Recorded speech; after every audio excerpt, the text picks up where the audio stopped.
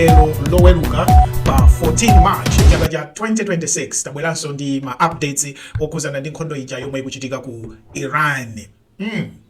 Update ya lero ndifuna ndikambe za America. So pano America, Donald Trump ndi military yake Pentagon akubwera ndi plani ya nyowani. America ikubwera ndi plani ya nyowani. Dzulo tinakamba ma updates azimene Irani yakwanitsa kuchita, komanso tinakamba za ndege imene yagwa, ndege yotsika mafuta mu ndege zinzake ya America yomwe yagwetsedwa. Tinakambanso zonena kuti Irani ikukwanitsa ndithu kuphulitsa ku Israel, ndipo mabomba akumafika ndithu mkatikati mwa Israel.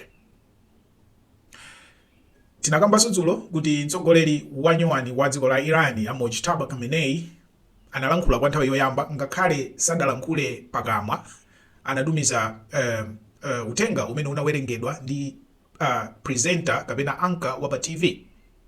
Zonsezi zinachitika dzulo. Tinakambanso zonena kuti stima zonyamula mafuta zomwe zimadutsira ku Strait of Hormuz zaphulitsidwa, ndipo zamveka kuti stima zambiri zimene zimadutsa pamenepo sopano sizikudutsanso yayi, zikuoperatu.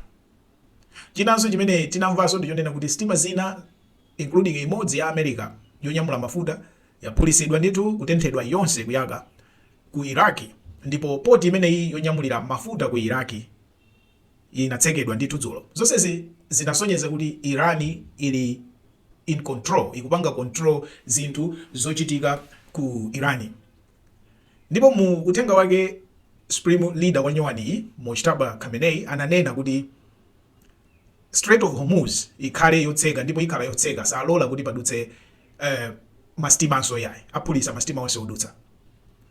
Ndipo ananena kuti condition yake yosiyira kupanga ataki maneba onse, Saudi Arabia, Kuwait, Bahrain, yonena kuti onsewa atseke mabases a America.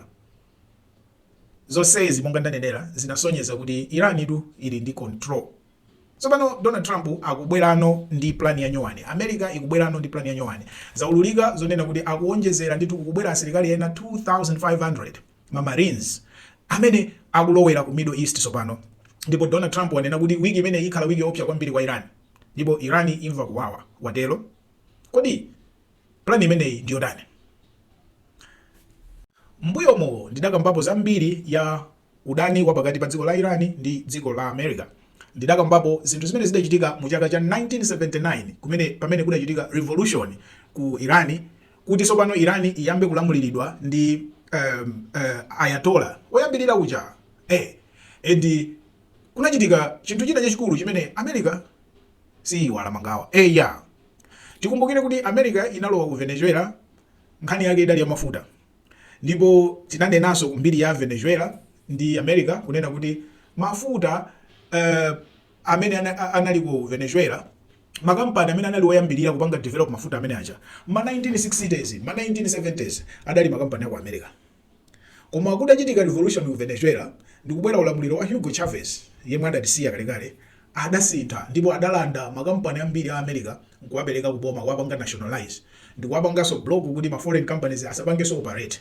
Munena kuti American companies zinasiya ma assets yawo mu Venezuela, ama billions anasiya, ndipo Venezuela sidapereke ndalama ina yonse yowapepesa makampani amene aja. Ndifanya chake Donald Trump adapita, nkhani inali imeneyo yonena kuti we are taking back makampani yaku America abwerereso. Padakali pano zikuoneka kuti zikulowera kumeneko, chifukwa makampani aja ayamba kubwerera. Boma la nyowani la Venezuela lasintha malamulo yamba kulola kuti makampani aja kunja aja ayambenso kubwerera. Ndikamba izi chifukwa chani? Mukhale nane. Sopano plani ya ku Irani yayamba kufanana ndi plani ya ku Venezuela sopano. Ku Irani kale before revolution ya 1979 ndakamba kale kuti kudali ulamuliro wa uja timati the last shah uja, mashah aja, the monarchy. Ndinanena kuti mashah amene aja, shah amene uja anali ndi ubale ndi America wabwino, ndipo America imatenga mafuta a Irani. Nthawi imeneyo ndi kampani ya ku America mogwirizana ndi boma la Irani la nthawi imeneyo lidapanga develop kachilumba kamene kamatchedwa kuti Kag, the Kag Island, ena amati Kaji, the Kag Island.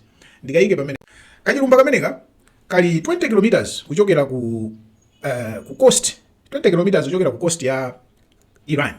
Okay? Ndipo kachilumba kameneka ndi pamene pamanyamukira 90%. 90% ya mafuta onse a Iran amanyamukira pamenepa. Padakali pano ogula mafuta a Iran number 1 ndi China. Modera kuti mastima a China amazanyamulira mafuta pamenepa pakupanga load. Kachilumba kameneka ndamonga ndanenera kanapangidwa develop ma 1960s ndi kampani ya ku America mogwirizana ndi boma la Iran.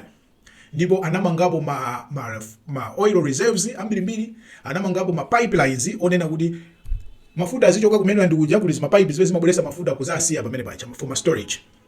Ndiye chifukwa choti kumene kundi komila kwambiri ndiko kuya kwambiri, zimastima zikulu zonyamula mafuta zimafikira kumene kundi malo abwino azimastima zichakufika chifukwa ndiko kuya kwambiri ndi zimazapangira load pamenepa. Okay, ndiye Cargill Island imeneyi ndanena kuti idapangidwa develop ma 60s ndi nthawi ya ulamuliro wa Shah. 1979 kudachitika revolution, Islamic Republic yapano pai idalanda malo amenewa, idapanga nationalize makampani onsewa monga mmene zidachitikira ku Venezuela, ndipo kampani ya America idathamangisidwa idapita. Okay, so mangawa amenewa akhala alipo. So pano news za lero zikunena kuti kukhala ngati Donald Trump maso sopano apita pa Cargill Island chifukwa dzulo America yakapanga bomu pa Cargill Island. Sinapange bomu mafuta yayi pa Cargill Island paja, monga ndanenera 90% ya mafuta a Iran amanyamukira pene paja. Paliso ma military installations chifukwa ndi malo ofunikira kwambiri, ndiye revolutionary guard ya Iran iliso pamene paja kuteteza malo aja. Ndiye dzulo America yakapanga bomu ma military installations aja pamene paja. Ndiye akukamba zonena kuti kukubwera asilikali 2500 Delta Force mene inalowera ku Venezuela, akubwera ndi zipangizo zonse akufuna akafike pa Cargill Island. Padakali pano zikuoneka choncho. Akafika pamenepa afuna apange control mafuta onsewa. Akangopanga control mafuta amene wawa, ndiye kuti economy ya Iran lifeline yaduka chifukwa ndi 90% mene ndanenera. Zitha bwanji, ziyenda bwanji, tiye tidikirire. Ine ndili pano ndikupatsani ma updates. Nesta the Black Teacher. Like, share and subscribe. Cheers.